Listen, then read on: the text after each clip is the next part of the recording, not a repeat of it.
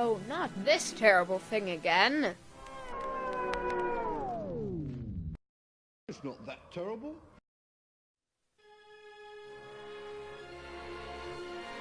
Oh, yeah.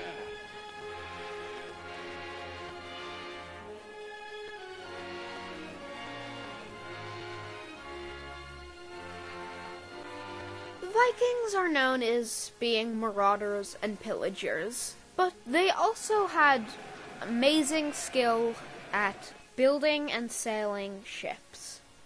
The Vikings developed a very simple yet seaworthy ship design that was so effective it allowed them to sail great distances, even all the way across the Atlantic.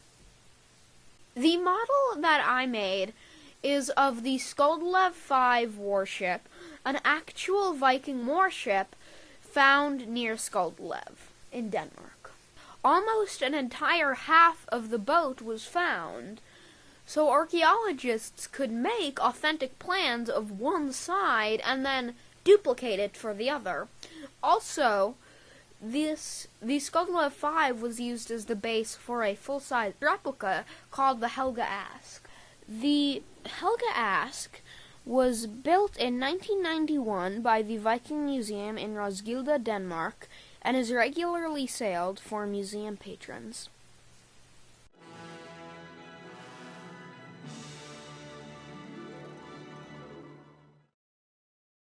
Our keel was made from a live white ash tree. White ash because the grain is very straight on white ash, and live so it was bendable, so we could bend it into the shape needed for the keel. The Vikings would have made their keels out of oak. The Vikings had to rive the trees in this way because there were no sawmills, so this was the only way of getting a piece of wood the right size. This is a nice straight part of it here, so that could be the bottom of the keel. We used a piece of wood from near the bark, so it was sapwood and was very easy to bend. Look, we split the pith in half for the entire length. Almost, yeah. Okay. Because of the straight grain of the white ash, the wood split very well.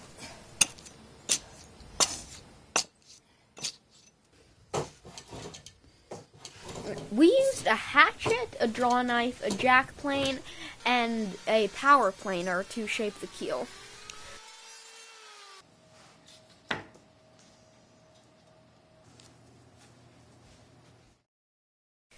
We used a scale printout of the boat so we could bend the keel to the right shape. So the planks can get attached, and this is what we're going to cut out, and so you can see we added a lot on there. We then cut them to the right shape and tapered both the bow and stern.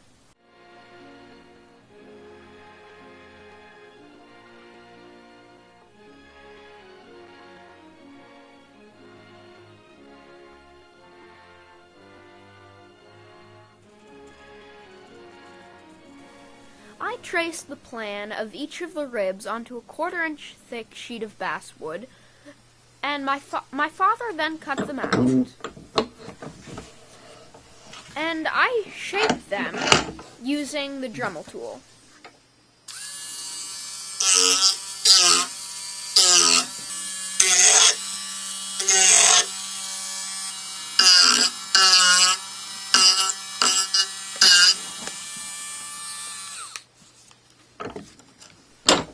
I then used several different grits of sandpaper on each of the ribs to do a little bit of shaping and to smooth them. A channel was carved into the keel to fit the strakes before the ribs were attached. Here we have the rib with super glue on it.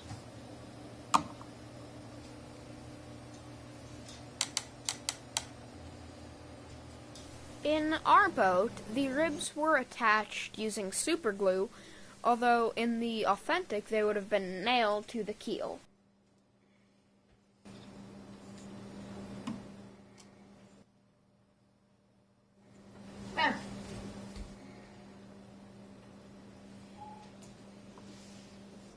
The ribs will determine the shape of the hull. Then we added the planks, aka the strakes.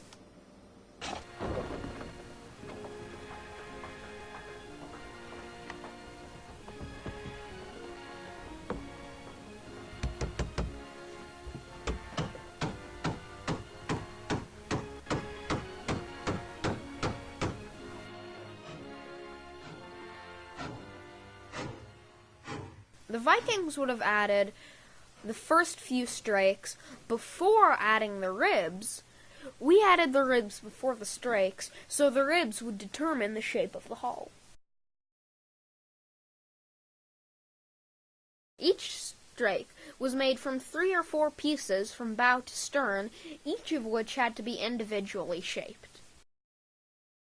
It seems like a lot of clamps, but it was important to get a continuous glue seam along the edge of each strake.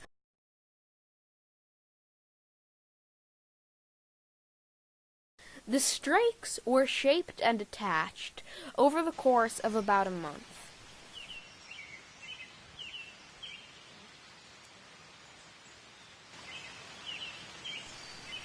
After all of the strakes and thwarts were attached, we gave the boat a coat of stain.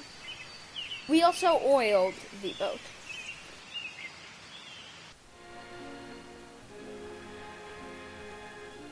Due to the lightweight construction of the Viking ships, the mast-step was required to spread out the force from the push of the mast. This is the mast-step of a large Viking warship, and this is the mast-step for my model Viking ship, both of which are made out of oak. I shaped the mast-step using the Dremel sanding tool. The mast-step was then fastened into the boat.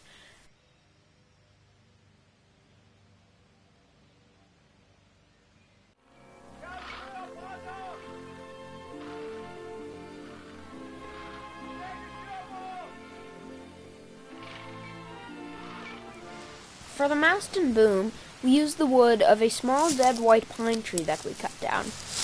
On the Viking ships, pine would have been used for the mast and boom because it's a very light wood and they didn't want their ships to become top-heavy. This is a dramatization and may or may not reflect the actual events that occurred. Timber! The bottom of the mast is shaped to fit in the mast-step. The boom could be raised and lowered to raise and lower the sail.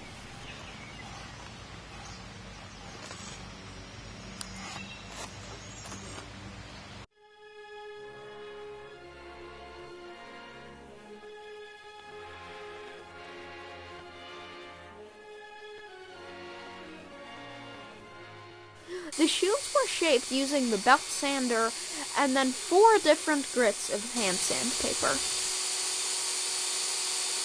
The shields were made out of 4 different kinds of wood: basswood, walnut, cherry, and mahogany, which were then stained in 2 different ways each, resulting in 8 different colors of shields.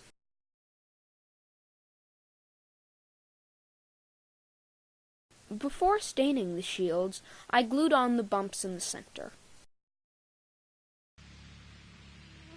The shields would rest on the shield rail, where the bumps would hold them in.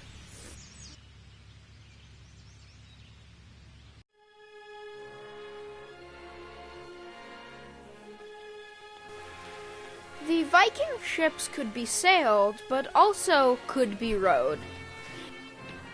In this clip, Kirk Douglas finds an alternative use for oars. I shaped the oars using the belt sander and then several different grits of hand sandpaper.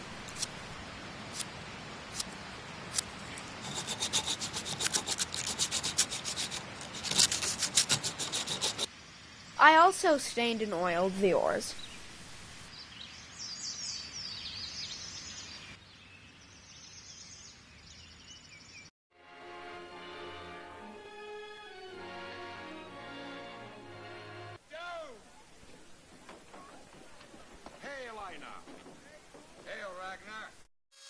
Making the dragon head was my favorite part of the Viking boat. It is made of black cherry, and it is a replica of the dragon head on the Helga Ask.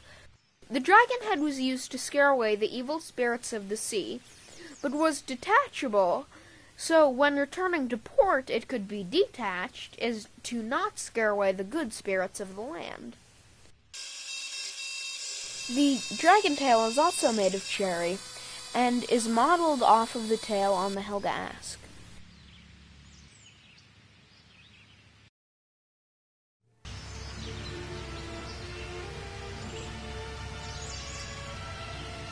Before I did this inquiry, all I knew about the Viking is that they were those people who lived somewhere in Europe with the dragon heads on their boats and the helmets with horns.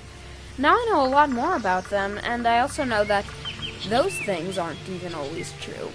The dragon heads were detachable, and the Vikings only very rarely, it seems, had those helmets.